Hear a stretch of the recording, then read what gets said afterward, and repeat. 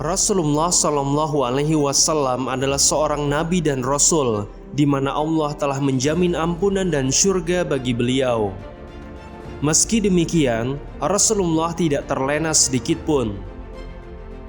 Sahabat Nabi yang mulia, Al-Mughirah bin Syu'bah bersaksi bahwa Rasulullah melakukan ibadah sholat sampai kaki beliau membengkak.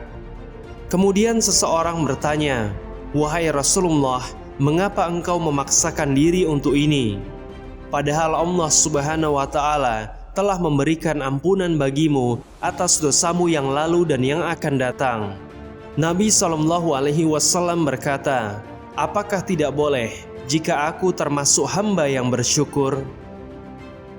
Aisyah radhiyallahu anha ketika melihat Rasulullah sholat hingga kaki beliau membengkak, maka ia bertanya, "Mengapa engkau melakukan semua ini wahai Rasulullah?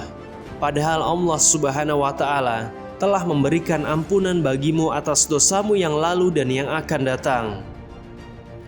Kemudian beliau Shallallahu Alaihi Wasallam menjawab dengan perkataan yang sama, "Apakah tidak boleh jika aku termasuk hamba yang bersyukur?" Masya Allah, inilah yang dicontohkan Rasulullah kepada umatnya. Beliau sholat dengan bersungguh-sungguh dan bersemangat sebagai wujud rasa syukur kepada Allah Azza wa Jalla. Juga, walaupun ampunan telah dijanjikan kepada beliau, namun jaminan itu tidak lantas membuat beliau Shallallahu Alaihi Wasallam terbuai.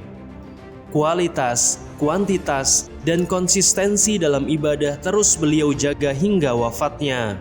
Kemudian bagaimana dengan kita, umat beliau Shallallahu Alaihi Wasallam, yang syurganya belum jelas? Sudahkah kita menjaga sholat kita atau bersemangat sebagaimana yang dicontohkan oleh Rasulullah?